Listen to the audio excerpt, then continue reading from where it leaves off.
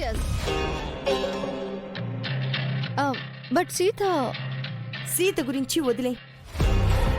ఎట్టి పరిస్థితుల్లో ఆ సీత మళ్ళీ నా ఇంటికి రాకూడదు. నా కోడలుగా నువ్వే రావాలి. సూపర్.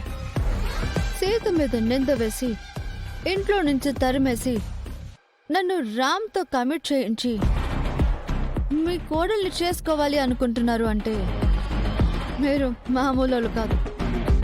Great plan. ఇదేం చూసావు మిదినా?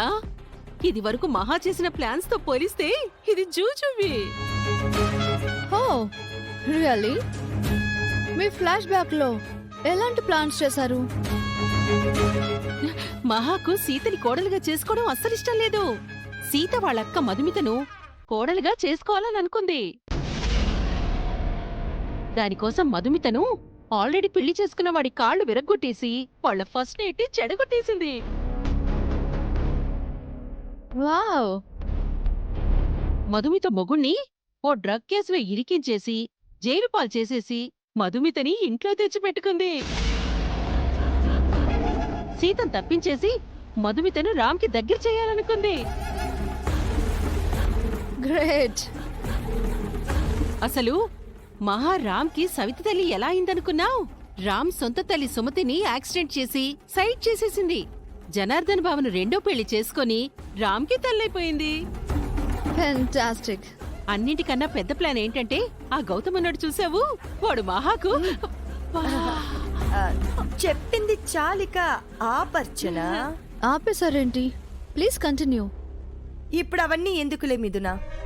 నీకు రామ్ కావాలి, నాకు నువ్వు నా ఇంటి కోడలవ్వటం కావాలి. ఆ సీత పీడ శాశ్వతంగా విరగడవ్వాలి. సో రేపు మేము చెప్పినట్టు చెయ్యి. ష్యూర్. రామ్ నా సొంతం అవుతాడంటే నేను ఏమైనా చేస్తాను. థ్యాంక్స్ మిథునా.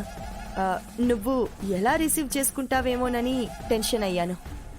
నా కోసం మీరు ఇంత రిస్క్ చేస్తున్నప్పుడు నేను మీకు ఫేవరబుల్గా ఉండాలి కదా.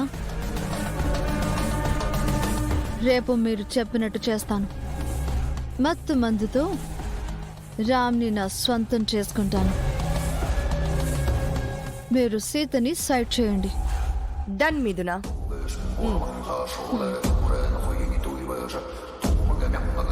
బాయ్.